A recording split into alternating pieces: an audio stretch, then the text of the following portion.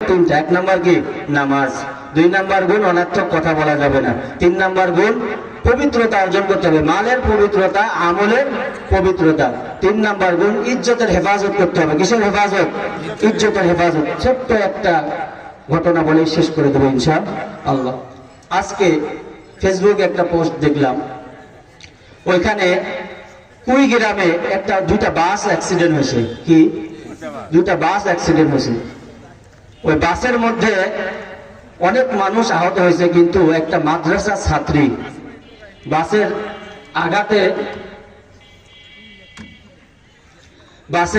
আঘাতে ওর পাটা চিপা পড়ে গেছে দুইটা বাসের মধ্যে। ফায়ার সার্ভিসের লোক এসে তারা কি উদ্ধার করার জন্য চেষ্টা করতেছে, খুব কষ্ট হচ্ছে।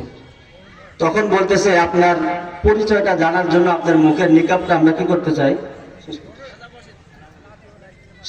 একটু নিকাব খুলতে চাইছে, হিজাব খুলতে চাইছে। আল্লাহর ওই বান্দা কি উত্তর দিছে শুনবেন।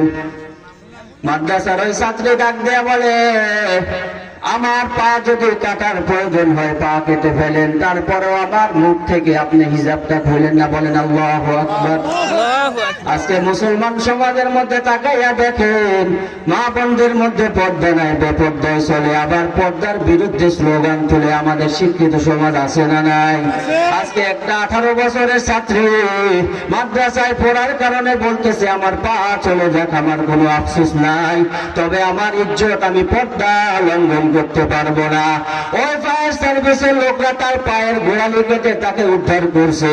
তারপরে বলতেছে, আপনাকে চেনার জন্য, আপনার পরিচয় দায় করার জন্য আপনার নিকাবটা আমাদের খুলতেই হবে। জোরপূর্বক যখন ওই আল্লাহর বান্দির নিকাবটা টেনে খুলে ফেলছে, ওই আল্লাহর বান্দি ডাক দিয়া বলে, আপনারা জোর করে আমার নিকাবটা খুললেন, এর জবাব আল্লাহর কাছে আপনি দিবেন, আমি দিতে পারবো না। এই বলে সাথে সাথে আল্লাহর বান্দি বেহুশ হয়ে গেছে। আল্লাহু আকবার। এর মা, আজকে আমাদের কি অবস্থা? মুসলমান সমাজের মধ্যে চলি বলি পর্দা মেনে চলা যাবে না। যদি ইসলাম আল্লাহ এমন কঠিন করে না, যদি তুমি ইসলামের বিধান বলে সঠিক ভাবে মানো, আমার আল্লাহ তোমাকে পথ চলা সহজ করে দিবে, ঠিক কিনা? এই জন্য 4টা গুণ গেল। 5 নাম্বার গুণ আমানত দাঁড়িয়ে রাখতে হবে। কি? আমানত। আরেকটা হচ্ছে ওয়াদা করলে ওয়াদা পূরণ করতে হবে। শেষ আবার আল্লাহ বলতেছেন, তোমাদেরকে যথাসময়ে নামাজ আদায় করতে হবে, নামাজের হেফাজত করতে হবে। এটার ব্যাখ্যায় বলেছে, নামাজের হেফাজত কেমনে করবা? 5 ওয়াক্ত নামাজ জামাতের সাথে যথাসময় আদায় করবা। যদি 7টা গুণ যদি থাকে, উলাইকা হুমুল ওয়ারিসুন আল্লাযীনা ইয়ারিসুনাল ফিরদাউসা হুম ফিহা খালিদুন। আল্লাহ বলতেছে, বান্দা যদি নামাজ যদি তুমি আমি আল্লাহকে ভয় করে পড়ো, অনর্থক কথা থেকে যদি তুমি বেঁচে থাকো, যদি তুমি যাকাত আদায় করো, এবং যদি তুমি তোমার ইজ্জতের হেফাজত করো, আমানতের যদি তুমি খেয়ানত না করো, আমানতের যদি হেফাজত করো, ওয়াদা করার পরে যদি তুমি ওয়াদা পূরণ করো, এবং আবার যদি তুমি 5 ওয়াক্ত ফরজ নামাজগুলো জামাতের সাথে গুরুত্ব সহকারে আদায় করো, আমি আল্লাহ রাব্বুল আলামিন সব থেকে দামি এবং শ্রেষ্ঠ জান্নাত, জান্নাতুল ফেরদাউস চিরকালের জন্য তোমাকে ঢুকাইয়া দিবে। বলেন সুবহানাল্লাহ। তাহলে নামাজের গুরুত্ব আছে না নাই? আছে।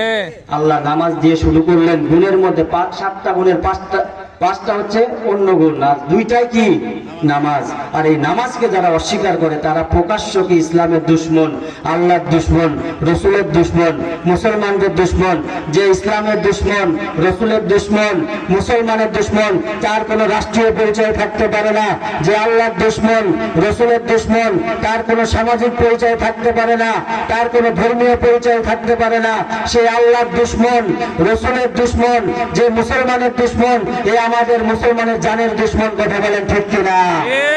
এই মুসলমান যারা মুসলমান দাবি করে এমন কটূক্তিপূর্ণ কথা বলবে, তাদের বিরুদ্ধে সদা সর্বদা আমাদের সোচ্চার থাকা দরকার।